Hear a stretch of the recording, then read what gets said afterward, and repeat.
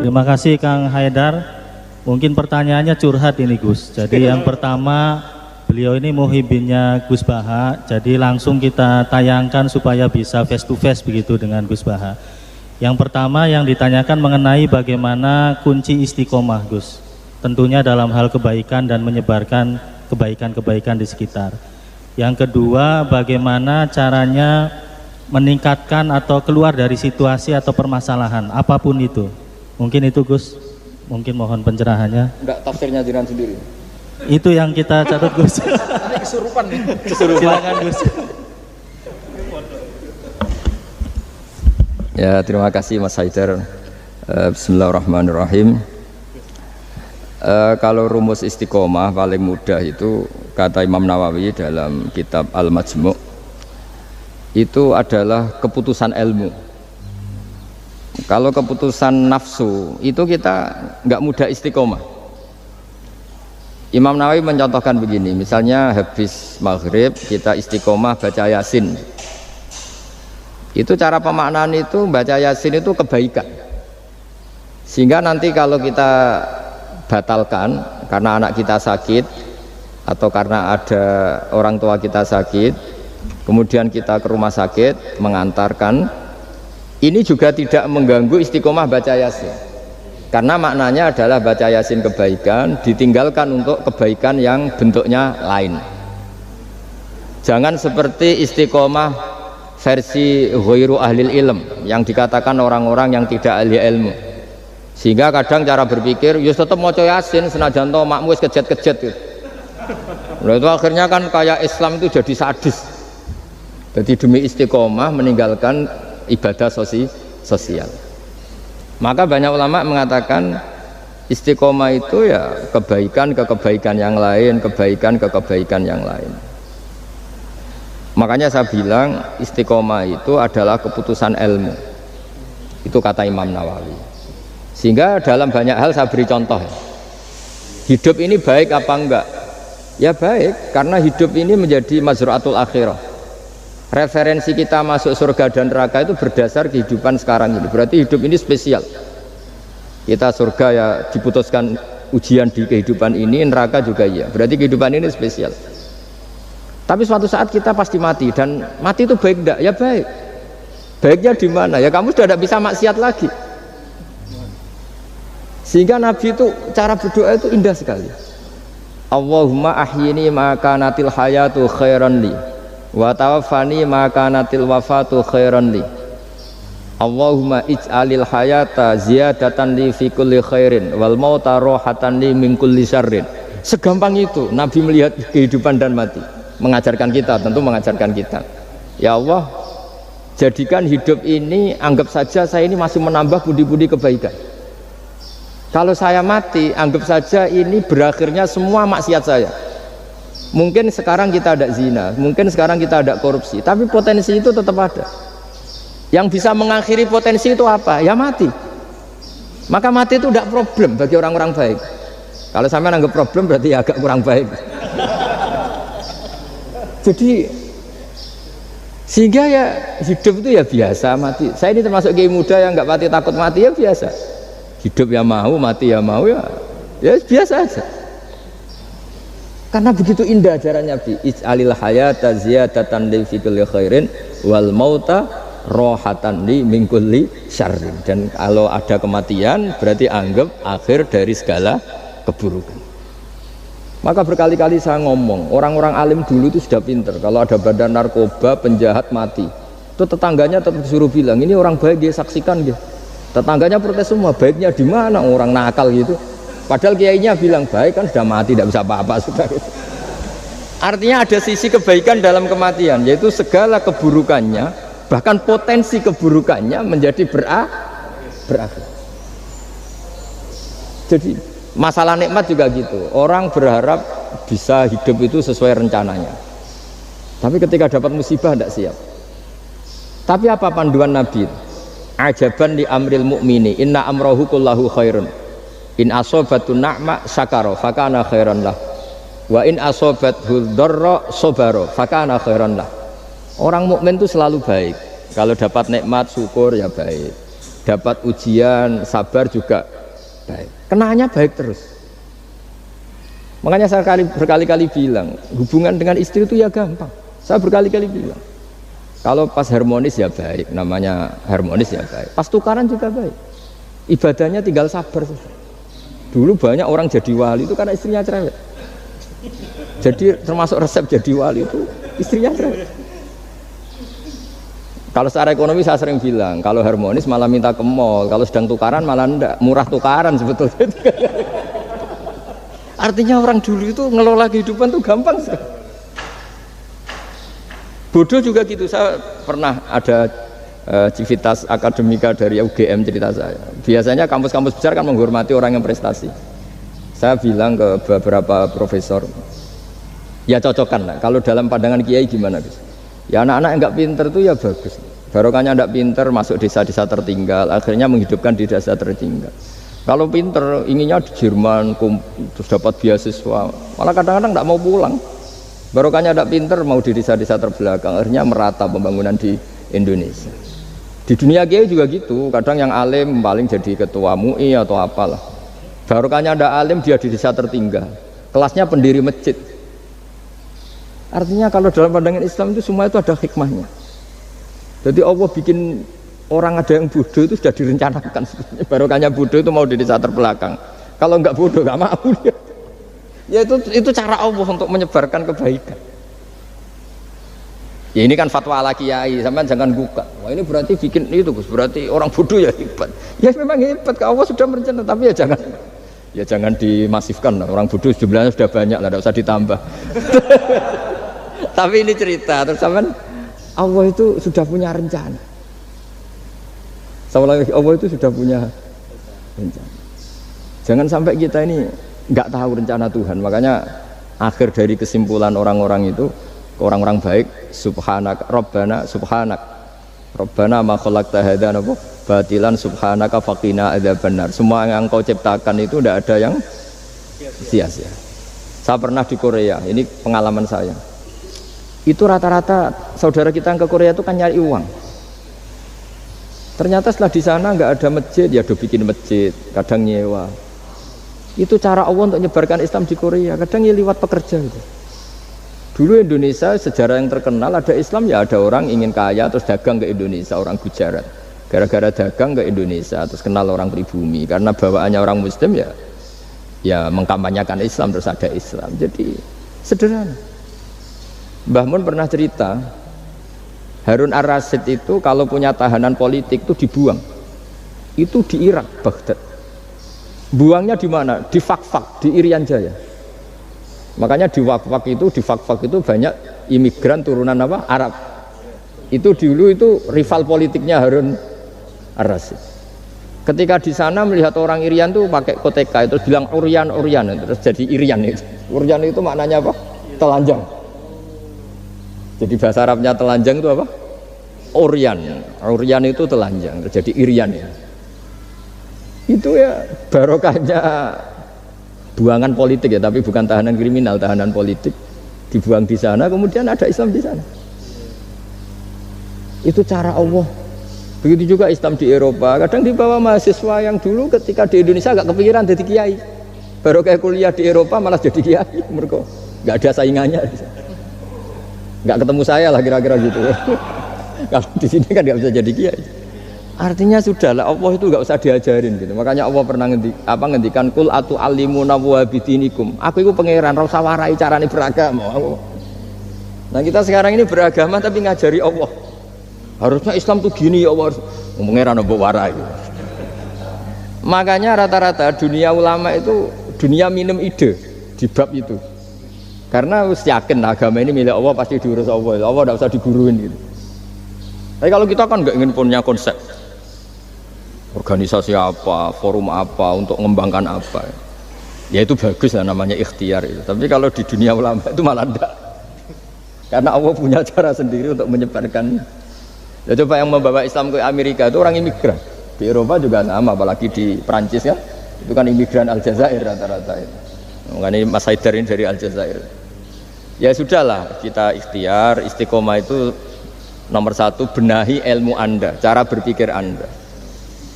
Ya ketika kita harmonis ya istiqomahnya syukur. Kalau tukaran istiqomahnya sabar. Kalau punya teman sebaik ini ya istiqomahnya mitra kebaikan. Kalau sedang benci ya bagus lah, barokahnya itu ndak utang, ndak ngel-ngel, sudah tiga enteng saja hidup itu. Masyhur itu dawuh Imam Syafi'i. Man ahsana ilaika faqad qayyadaka. Wa man asa ilaika faqad atlaqaka. Orang yang berbuat baik kepada kamu sebetulnya itu mengunci kamu, mengikat kamu. Kamu loh ini kalau Pak Aryo terlalu baik sama saya, yang susah juga saya. Kalau nanti anaknya kawin, resepsi gak diundang saya gak enak.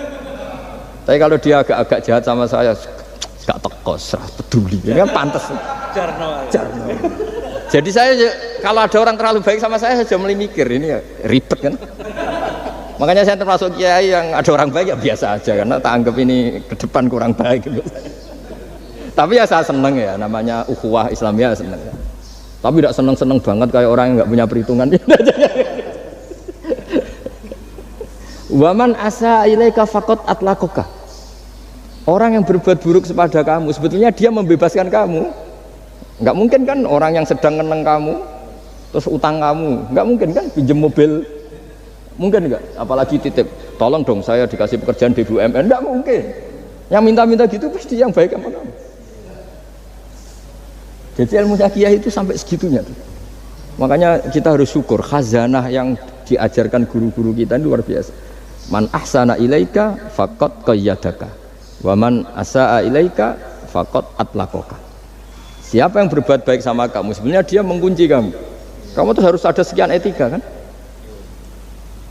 Loh iya, kalau zaman saya belum kenal Pak Aryo, belum sering kesini, saya cuek aja. Setelah sering kesini terus bilang, Gus saya mau ngaji ini, wah apa nolak gak enak. Cara pertama kesini langsung gitu, wah enggak lah kamu siapa kenal aja enggak. Ini agak-agak bener kenal, aduh ribet tuh. Tapi saya maafkan. Nah ini cerita mazhabnya Imam Syafi'i. Makanya hubungan suami istri kalau sedang harmonis malah saling curiga. Ada apa ini kok baik? Saking susahnya nyari baik ikhlas itu sehingga kalau Bupati juga gitu, ada orang kok terlalu baik mesti mikir ada apa ini kok. Artinya gini, kalau kita dengan ilmu itu ngadepi sesuatu enteng saja. Barokahnya misalnya Mas Haidar di Aljazair, saksinya banyak. Kalau kita tidak pernah ke sana kan saksi sujud kita hanya Indonesia. Nanti kalau Mas Haidar ketemu Allah kan keren. Kamu pernah sujud? Pernah Gusti. Saksinya Indonesia dan Aljazair. Karena bumi yang tempat kita sujud menjadi apa? Saksi. Semakin sering kemana-mana saksinya semakin banyak. Sehingga dalam waktu sholat itu ada aturan disunatkan untuk sholat sunat itu tempatnya berganti-ganti atau bergeser-geser. Karena saksinya tuh kayak bahkan ada yang ekstrim sampai nggak mau pakai sajadah. Saksi sajadah itu tidak meyakinkan, mendingan keramik. Sampai segitunya ada yang ekstrim gitu. Kan lebih keren kalau sajadah kan hanya selembar kain. Ya tapi nanti sajadahnya kan bilang saya tidak bisa berdiri sendiri tanpa ada bumi. Akhirnya mau tidak mau buminya akan ikut bersaksi. Terus yang terakhir gimana? Sudah gitu ya? Ya tadi jadi itu kan dengan cara pandang seperti itu kan selesai sendiri. Misalnya Anda baru umpatin tetangga atau anak buah atau pimpinan kan pakai mazhab Syafi'i, bagus lah. Nah, ya tadi kalau kurang baik kan fakot atlaqwa membebaskan kamu. Ya itu sudah jawaban. Wah ini moderatornya. Pak Sultan ini masalah Pak Sultan ya. Baik, terima kasih Mas Haidar. Jadi nanti kalau kurang jelas bisa diputar YouTube-nya. Yang penting kuotanya cukup dan wifi-nya kenceng begitu ya Gus ya. Terima kasih. Selanjutnya karena satu pertanyaan, satu lagi, minta tolong panitia bisa disambungkan ke yang khataman di Aceh. Sekalian aja sama yang Merauke ya. Tapi satu pertanyaan saja singkat. Jangan punya cita-cita misalnya ingin bikin masjid atau ingin bikin meskipun nggak kesampaian. Itu status Anda. Menuju. Nah, menuju. Oh iya. Ada. Bisa. Bismillahirrahmanirrahim. Assalamualaikum warahmatullahi wabarakatuh. Assalamualaikum warahmatullahi wabarakatuh. Aceh. Alhamdulillah, bersyukur kepada Allah, salawat pada Rasulullah sallallahu alaihi wasallam. Allahumma shalli ala sayyidina Muhammad wa ala ali sayyidina Muhammad. Yang kami hormati Gus Baha, kami dari Aceh insyaallah akan bertanya mengenai mungkin tidak jauh beda dengan Aljazair. Kami dari anak-anak muda di proyek, jadi kami minta ininya Gus, tips-tipsnya agar kami anak-anak muda ini agar istiqomah dalam kebaikan dan juga menyebarkan kebaikan di lingkungan proyek kayak gitu. Jadi harapannya memang di lingkungan proyek juga tidak membatasi kita untuk selalu berbuat kebaikan dan juga menyebarkan kebaikan ataupun berdakwah di lingkungan proyek.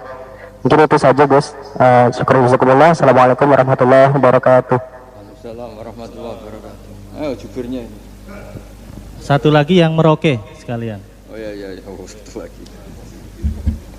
Jadi dia satunya agak diingat-ingat, yang diingat laginya. kan nggak boleh harus terus lanjut Bang. Provokator semua. Assalamualaikum warahmatullahi wabarakatuh. Salam. Saya Asep Sanjaya dari PT PP Persero, proyek PLTMG Merauke 2. Yang terhormat Gus Baha dan Bapak Aryo, saya dari anak-anak tua. Kalau mereka tadi anak muda, kalau saya itu anak tua. Pertanyaan saya, bagaimana cara mengokohkan di dalam ranah bekerja atau pekerjaan? Karena di era sekarang ini banyak yang menyampingkan akhlak demi mendapatkan kepuasan diri sendiri. Terima kasih. Waalaikumsalam warahmatullahi wabarakatuh. Waalaikumsalam warahmatullahi wabarakatuh. Ini milenial Gus. Jadi memang di proyek ini ada yang milenial, kolonial, ada juga yang campuran Gus. Miko namanya, milenial kolonial. Jadi mungkin yang pertama mohon pencerahan dari proyek Aceh.